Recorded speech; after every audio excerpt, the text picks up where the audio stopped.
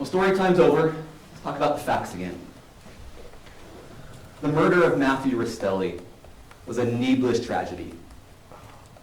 It was an unreasonable tragedy. There is overwhelming evidence that Matthew was lured to his death, and that the crime scene was staged with a knife planted in his hand. Even the defense admits this much. And during this trial, the defense has attempted to portray Kevin Ellis as a hero. That's the word they used during trial. And during their argument today, they said protector. They wanted to believe Kevin was a white knight rushing in to save the day. But the truth is, Kevin was a cold-blooded murderer lying in wait to kill his brother-in-law. And this dichotomy is what this case is about. The law does not require you to resolve every mystery connected to this case, or every question connected to this case. All the law requires you to do is answer whether Mr. Ellis is guilty of murder and conspiracy. Everything else is just noise. And that's what you heard during that argument. Noise. We need to separate the noise from the constitutional principles we all believe in. We need to separate the noise from the law that the judge has instructed you on. Separate the noise and focus on the evidence. Not what the defense counsel thinks, not what they're interested in finding out, not the information on the slides that was never introduced into evidence. Simply the evidence. So let's cut through that noise. Let's look at what the evidence tells us what happened. Now first, Kate told you what happened. She plainly testified that she and Tracy and Kevin conspired together to murder Matthew. We talked a lot about Kate and her incentives. You'll judge it. But note one thing that was very clear. When Kate truly believed something, she pushed back. She pushed back against Mr. Brown. She pushed back against Mr. Williams on 2 points. That she believed that what Matthew did to her was abuse. I think we could all agree at this point, she was not raped by Matthew. Asking your wife for sex, even when she doesn't want to, is not the same as forcing her to have sex. And she admitted as much, but she still saw it as abuse. She pushed back on that. And what else did she push back on? Had that conversation with Tracy and Kevin after sushi. She did not back down from that. That conversation happened. The defense argues that if there was a crime, Kevin was a pawn, played by 2 manipulative women. But as I told you in the opening, you should judge Kate's testimony, and everything else you hear, by what can be corroborated, what the independence confirms about what you heard. Corroboration is the quiet truth. So let's listen to what it has to tell us. The evidence. 2 very different ideas. Kevin was a pawn, a dupe, or he was a participant. We don't have evidence. We don't have evidence that he was a pawn. We have speculation. We have innuendo, not evidence. We have evidence he was a participant. There's the tracking. He was tracking weeks before the murder. He was tracking the day of the murder. He got that text. Orem, find mine. There was preparation. He babysat Kate's kids to make her lies more believable. Had to create that ruse that she went to the car rental company. No, everyone knew she had 0 intent going back home with Matthew. The home was prepared. Toys were put away. The screen door was taken down. There was a blanket put on the couch. 2 youngest children were kept away. A cardboard was put out front. Gate code was sent to Matt. The lights were turned out. curtains were open. And look, Kevin was home for all of this. And you might reasonably believe one or two of these things Kevin didn't see or notice. All of them? No. Kevin knew preparations were being made. That's like what Kevin put on a gun and holster. He knew. And he waited in the front room for Matthew to arrive. He was part of the preparation. Then there's the communications. Text messages with Kate. He'd rush back if Olaf came.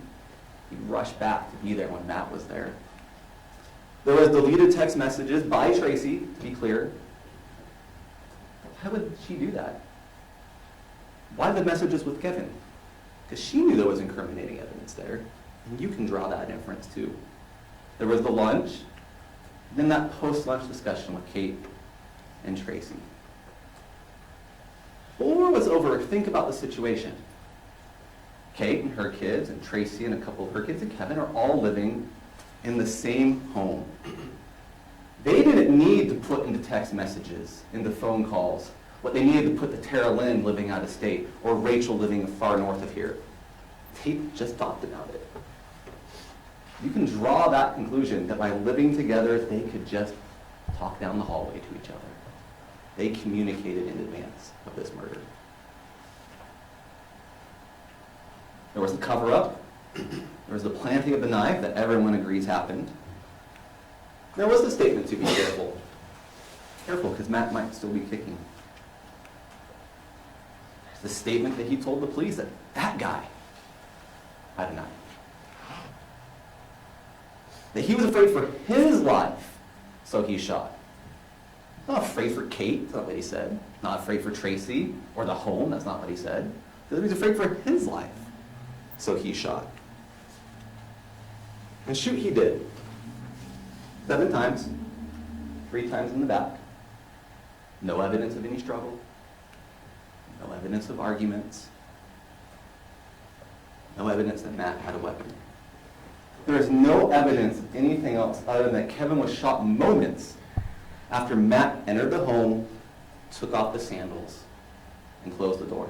And that holds, regardless of whether you believe it was 1 second or 1 minute.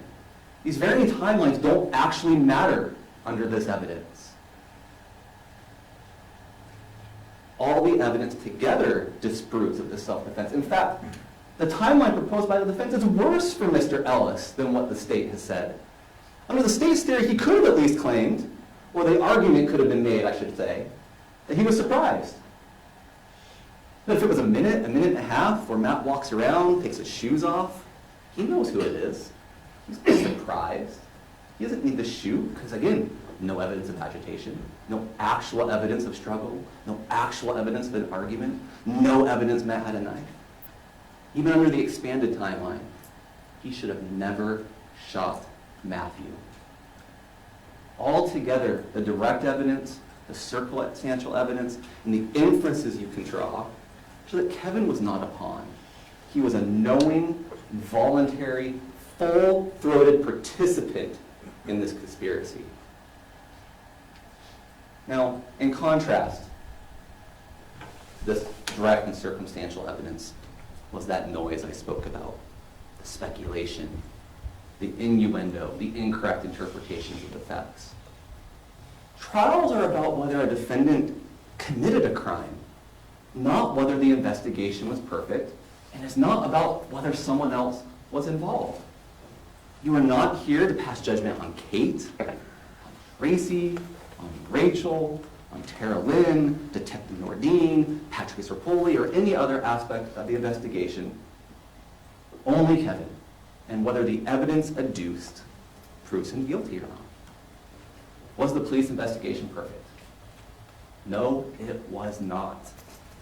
But of course not.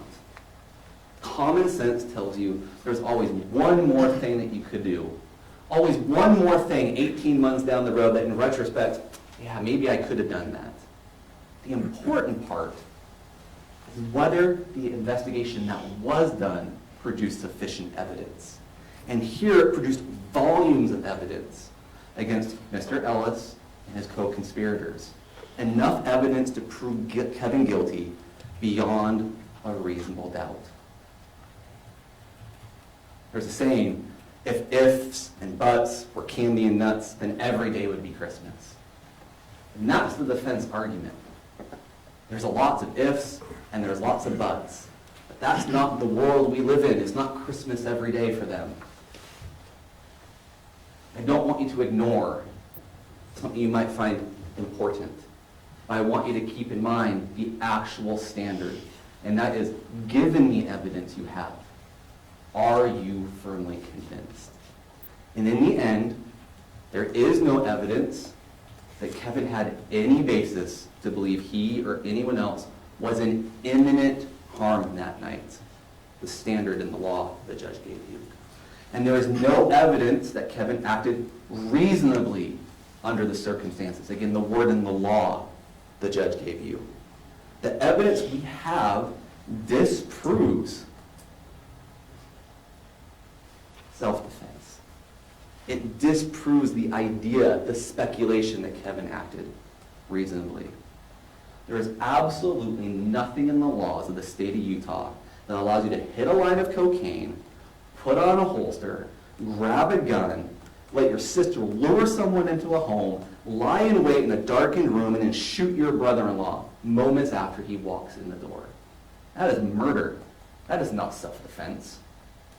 There is nothing in the evidence that provides any basis to support either perfect self-defense or imperfect self-defense. And you do not need to willfully blind yourself to the evidence or legitimate inferences because of those ifs and because of those buts. When you apply the common sense to the evidence, your answer should be clear. Kevin was an integral part of the conspiracy. He was the trigger man. He was the one who completed the conspiracy. Kevin murdered Matthew, and the evidence disproves speculative self-defense claims. Now, before I end, I just want to point out two more things. One is about the jury instructions. Instruction 47 talks about the imminency and reasonable requirements for perfect self-defense. And instruction 55 talks about the reasonableness requirements for imperfect self-defense. And Kevin Ellis did not have any imminent danger that he was facing. You're supposed to consider factors like the nature of the danger, the immediacy, the probability that there was unlawful force coming at him, whether Matthew was violent, patterns of violence, and other relevant factors. We've gone over the evidence numerous times. I don't need to tell you this. But the evidence shows there was no imminency that Kevin was responding to. He was not under a reasonable belief that he needed to shoot Matthew. There's nothing in the evidence to indicate any form of reasonableness. The second point I wanted to make to you was about reasonable doubt. Again, I've called this noise from the defense argument speculative because it's not based in the evidence. It's based in maybes. During this whole trial, you didn't hear a single witness testify that anyone told Kevin Matt was dangerous, or that he had a knife, or that he was coming to rape Kate or commit any other crime or imminent harm. You haven't seen a single text message or heard a single call or seen any other evidence to support the story that Kevin thought Matt was dangerous. Doubts must arise from the evidence, not imagination. And despite the arguments, the noise, the proposed doubts, those are not reasonable. Evidence is that Kevin was not afraid of Matt. He ridiculed Matt. He called him Olaf. He used a poop emoji to track him. He tracked Matt. He did. He knew Matt was coming. He was warned by his sister that Matt was just minutes down the freeway. Got that gun and holster. Not because he was scared. Not because he was a hero. Because that was the plan. He did what Kate and Tracy and he planned to do that day. He shot Matt when he came in the home. The defense argument amounts to this. The state must disprove every theory, every possible doubt, every interpretation. But that is not the standard. Reasonable doubt has to be reasonable. And their speculation today is not reasonable. If you are firmly convinced that Kevin committed murder, if you are firmly convinced we disprove self-defense, if you are firmly convinced he was part of the conspiracy, that's enough. Kevin killed Matthew in cold-blooded, callous murder. The fact is he had choices all throughout the days and hours leading up to that murder. He didn't have to shoot Matt. Remember, there was a peaceful option. The plan that involved him. The plan that was called off. If there was truly any perceived danger for Matt, he could have called the police. Instead, Kevin was the danger. The danger to Matt.